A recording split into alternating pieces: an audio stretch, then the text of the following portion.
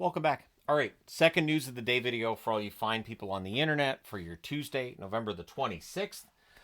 Starting at the top of the board with waiver news. Puustinen's been placed on waivers for Pittsburgh. It'll be interesting to see if he clears. He's a hardworking bottom six forward. I would not be entirely surprised to see him get claimed, to be honest. He seems like the kind of player that there might be a GM out there that looks and goes, you know what? He's got the work ethic. He may not have the finish, but we can put him in the bottom six. So we'll see if he clears tomorrow. Timo Meier was suspended for one game, and so that's done. Will not play the next game for the New Jersey Devils. Will not miss more games than that. I'm not entirely surprised because he did not have a track record of that kind of behavior. And so was it a vicious cross-check? Absolutely. But just the one game, I think that's fine. So you guys can let me know your thoughts in the comment section below regarding the penalty for Meier, but he did get thrown out of the game at the time, and so he gets one game as well on top of that. Pyotr Kochetkov, good news for Canes fans here. The concern, obviously, with the goaltending being as it is, it may be okay by this weekend. He's got a concussion, but he's now been upgraded to day-to-day, and he could play this weekend. So that'll be huge for the Canes if Kochetkov didn't need extra time off. And so, fingers crossed for Carolina that they have Kochetkov there. And once Freddie Anderson's good to come back, hopefully that takes place soon as well. But at this point in time, it doesn't look like it's going to be soon for Freddie Anderson, but all the best to him in his recovery. Which transitions into the next piece of news, in that JT Miller left the team a week ago to, go on a leave of absence and take care of things. And there are definitely things in the world bigger than hockey, obviously. And taking care of yourself is important because if you don't take care of yourself, it can make it more difficult for you to be there for others. And I think that's kind of what was going on with JT Miller, as Patrick Allvin came out today and said, when Miller returns to the team, from what he's going through right now, he'll be a better person, better teammate, and a better hockey player. So we have seen over the years how JT Miller's temper has been in the news a lot.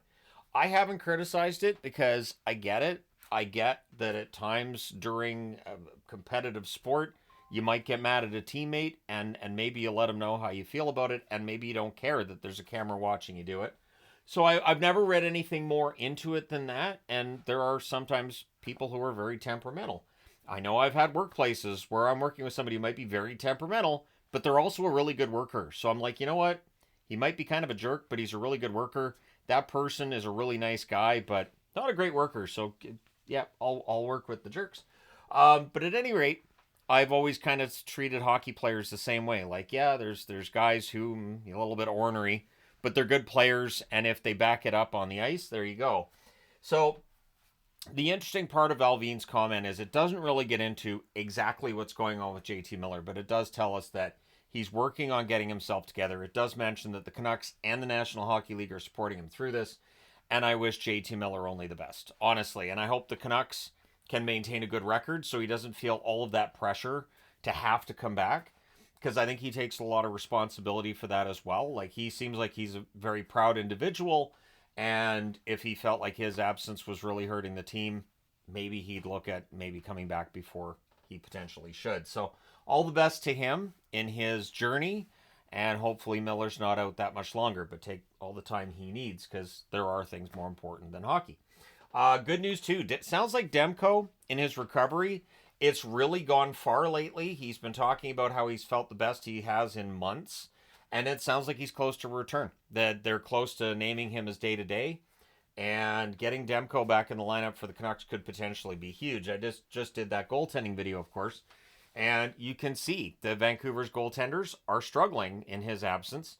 And if you get Demko back, and if he can play, say, as well as Wolf's playing in Calgary, I'm not even talking about like Dostal, Hellebuck, anything like that, but if he can play as well as Wolf is in Calgary, and I'm just saying from an advanced stats perspective, I'm not trying to say Wolf's not like one of the best goalies this year or anything, just saying he doesn't have to be Vezina level, he just has to be pretty darn good. And if he does, that should absolutely help the Vancouver Canucks in some close games, give them a little more confidence, and maybe we'll see their record turn around as well. Tage Thompson is expected to return to the lineup tomorrow for the Buffalo Sabres against the Minnesota Wild, so they're going to need him there. Jordan Greenway, a former member of the Minnesota Wild, Mid-body injury, and he apparently underwent a procedure. Anytime I see procedure, I'm thinking, so is it surgery? Because it sounds like surgery.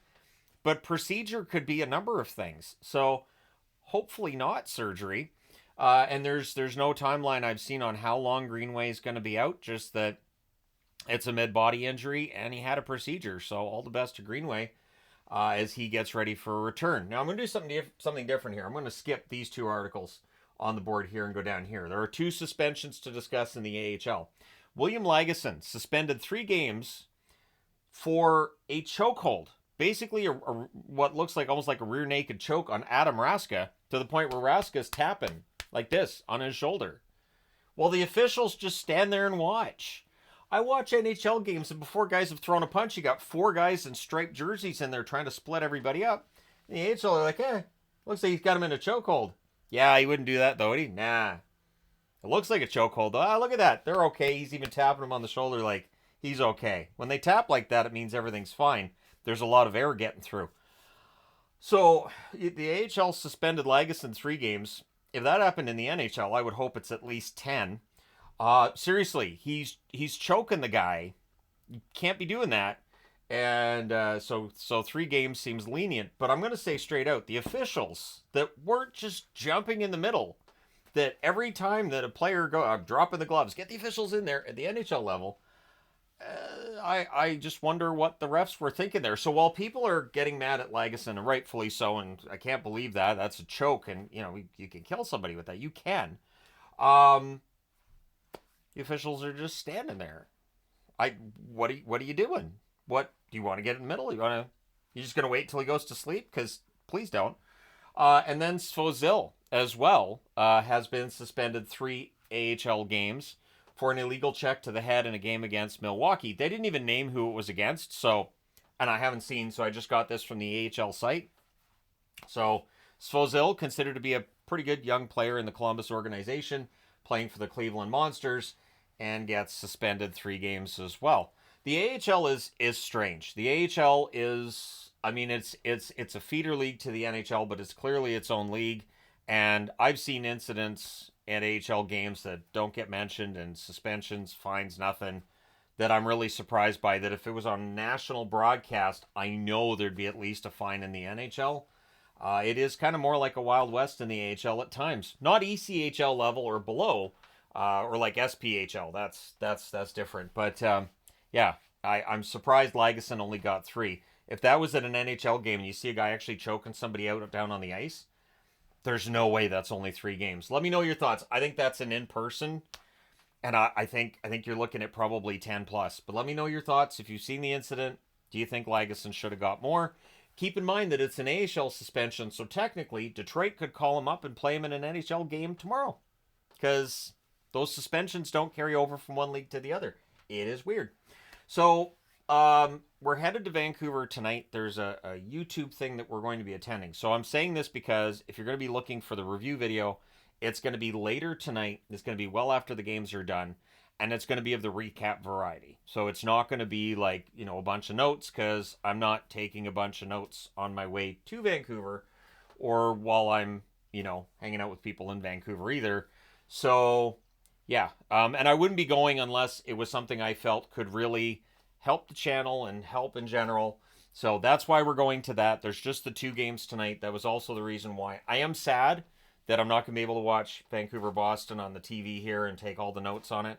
But I do intend to follow that game, and hopefully it's a really entertaining one on both sides, and hopefully there isn't a bunch of fighting, which brings me into this item here. I didn't report on this in the first news video. I knew I was going to be doing 2 today in all likelihood, because I knew the suspension was going to come through. The first news video today was done before the waiver wire news came through. Paul Bissonnette, and whatever you may think of Paul Bissonnette, and I know there's people who love him and people that hate him. What a guy. At a restaurant called Houston's in Scottsdale, where he says he's there 3 or 4 times a week. I'm just going to say it. I don't think he's ever going to have to pay for a meal again. And I don't think he should have to either. Although if you're there 3 or 4 times a week, you might want to chip in a little. So 7 guys apparently getting cut off. That the bartender and the manager decide that's it, that's enough. And so the owner of the restaurant apparently these guys weren't happy about getting cut off, which people generally aren't. And it started getting a little physical. So Paul Bissonnette understands, looking around this family restaurant, people generally aren't going to be able to deal with this, but I can.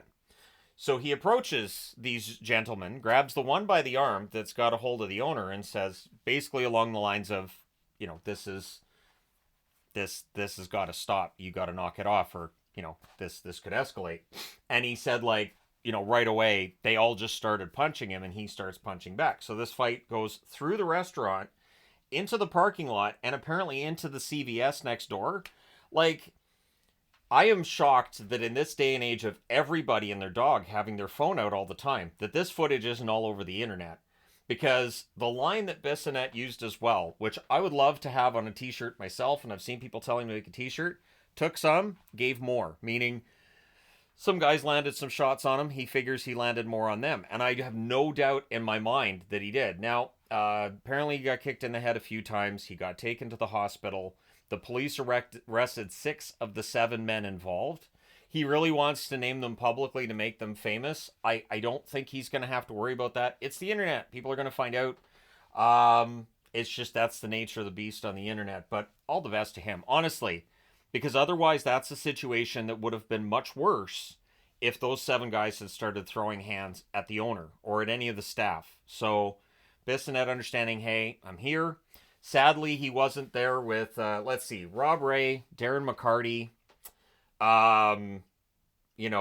some of those guys. You know the type I'm talking about here. Maybe throw in Brad Marchand, because Marchand, even though he's an active hockey, he might not have minded that either. So yeah, it is interesting to see. Or hey, Matt Rempe, right? Rempe could get in there. I will say too that any of those 7 guys probably won't want to run into Bissonnette again. Because, Bissonnette has a phone, he has contacts, he knows people, and the next time around, it probably wouldn't be 7-on-1 if those guys were around together again. But it's one of those things that just makes me feel like hockey players are good people. When I went to Anaheim, and I was interviewed on the radio there, the radio announcer in Anaheim, for Anaheim, told me that in his time of covering hockey, which spans decades, that he had met some really good people in his time around the NHL. And we focus on a lot of the negatives. We focus on a lot of the bad incidents, the criminal elements, and this kind of thing. But there are a lot of good people in hockey. And for me, and for what I have for this channel and everything, it's stories like this that remind me that hockey players, really down to it, are generally good people. And for Bissonnette to be willing to go up there and know he's probably going to end up taking a whole bunch of punches from a bunch of different people, there's a certain amount of courage there that I can only say kudos to him for that. And so, yeah, if I was ever at an establishment and he was there, I would definitely buy him a beer. And I say that again as somebody who doesn't drink beer himself. But yeah, he absolutely has earned, I would think, free food at that restaurant. And I put the restaurant's name up there on purpose because he talks about how great the restaurant is. And you know what? If you're willing to go up there and throw hands to defend the owner of a restaurant you're at that often and you love the staff that much, he's got to be right. So there you go. I think that's a good story. But let me know your thoughts in the comment section below as always. Don't forget to hit like and subscribe in the event you haven't done so already. So if you're ever in a sticky situation and Paul Bissonnette's around, maybe tap him on the shoulder and say, can you help me for a second here? There's these guys. He's probably willing to help out. So there you go. Thanks again for all your support. It is greatly appreciated. And yeah, I'm looking forward to tonight and yeah, all that fun stuff. And of course, tomorrow there's 15 games in the NHL. So having a little bit of a break tonight might be good for me too. Thanks again for all your support. I will talk to you guys soon enough.